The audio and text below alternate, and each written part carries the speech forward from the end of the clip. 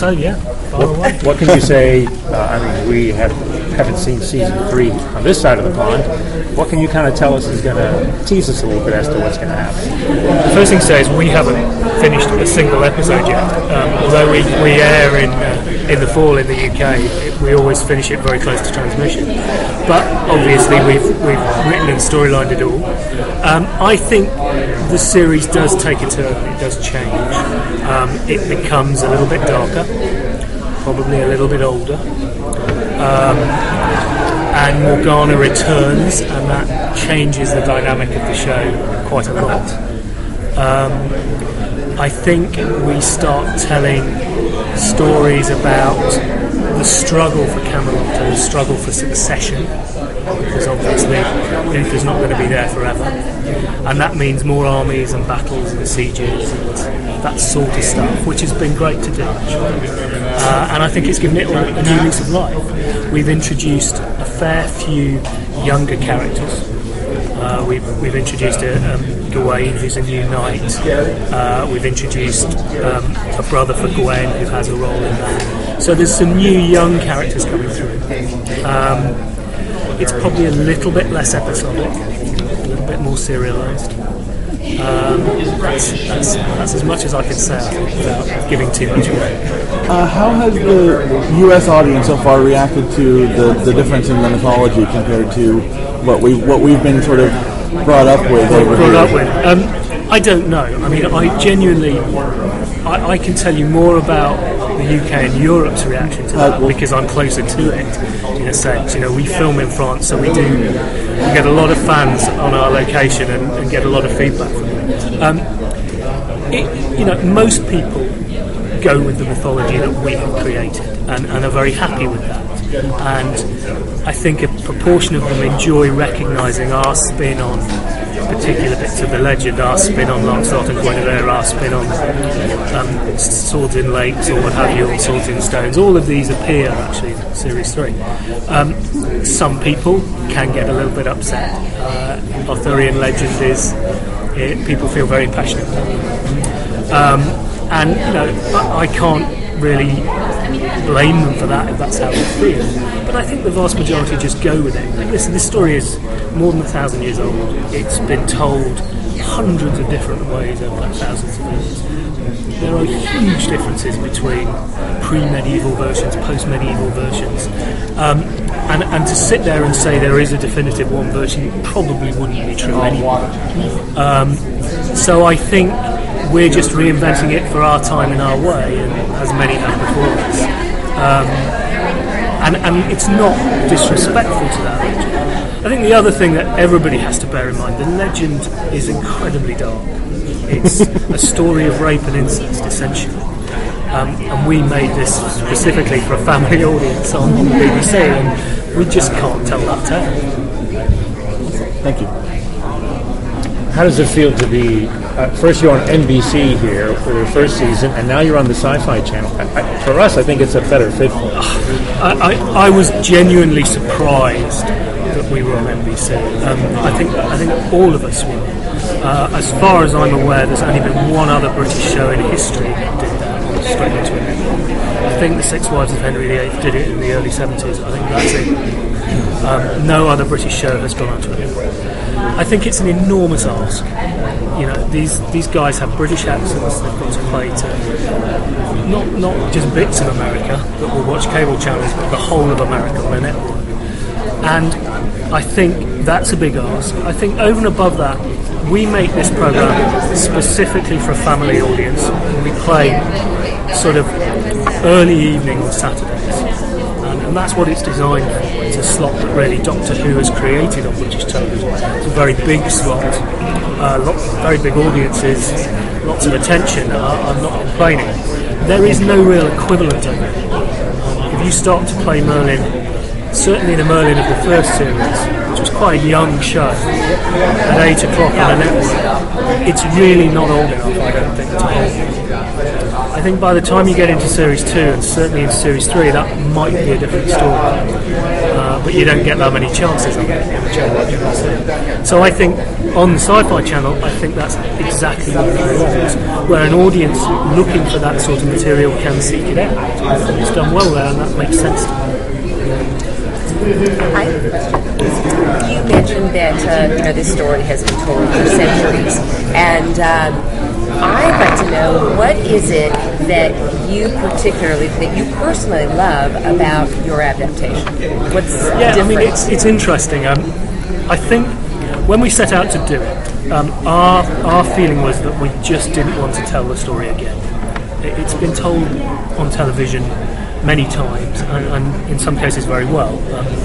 And so our starting point was, we will only do this legend if we can do something different with it. Myself and Johnny, my co-creator, we've spent a lot of our careers telling stories that are sort of coming of age stories. We love telling stories about fathers and sons, friendships, people growing up. We've done a lot of teen drama shows like As If, Sugar Rush. This has been our real, we gravitate towards that sort of material. So I suppose what we did was take this legend and find a way of telling those stories through it. To us, this is a story of people growing up and friendship. Yes, okay, there are dragons and warriors and sorcerers.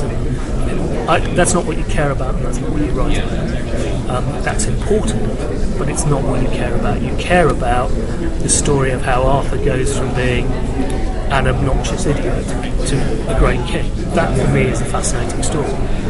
And to tell that, as we do in this very slowly, is a very nice privilege. How Merlin goes from being a wide-eyed innocent to somebody who bears the weight of the world on his shoulders is a fascinating story. How a king who is a tyrant and dominates his son slowly loses his grip on power and on his son is a fascinating story. So that's why we do it. We don't do it because we want to tell a story about trolls. What do you gain and what do you lose from changing the relationship between Merlin and Arthur to one of friends as opposed to more of a mentor? Yeah, I mean, that was the big change we made. Right, yeah. A huge change. Everything else is tiny compared to that. You obviously lose something. You lose the classic Buffy mentor relationship, which has served many TV shows. What do you gain? You gain a male friendship and a master-servant relationship in this case, because I think that's also important, the fact that they're not equals, ostensibly. And I suppose I'm as interested in that male friendship as I am in the sort of classic, slightly cliched mentor relationship. I don't know what new we could have brought to the mentor relationship. It's done very well, say in the Sam Neill Merlin. It's done in many Merlins, or many Camelot stories. Whereas I think a story of a person who learns to be a king and does so with a servant who's secretly actually protecting him and creating his destiny, I think that is new and has allowed us to write something new. I thought with Guinevere on paper, I was, you're a little apprehensive about changing her a little bit.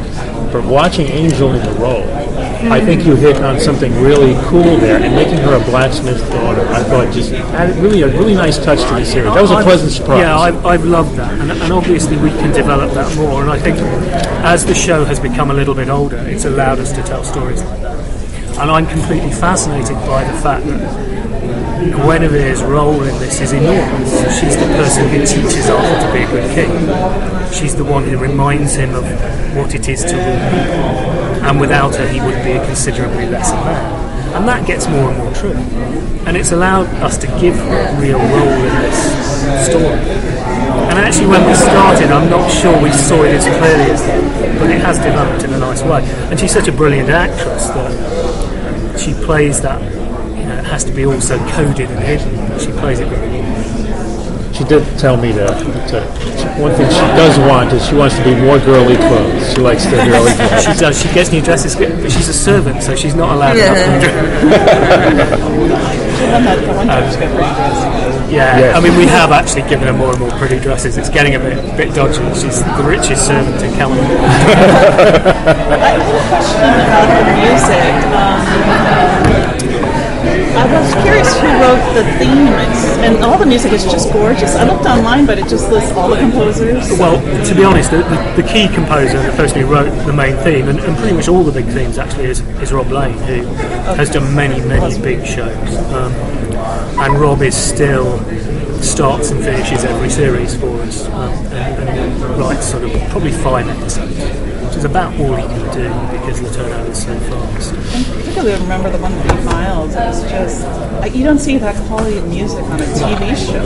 Well, it's an orchestral score. We record it. It's an orchestral score, so that makes a huge difference. I mean, you can't replace the live play. You never have been able to. You never will. And he is a phenomenally good composer. He really is a very, very talented guy. And you know, we'll give him an episode that's incredibly comic, not the heroic big stuff, and he'll still write that beautifully. He's got real range actually.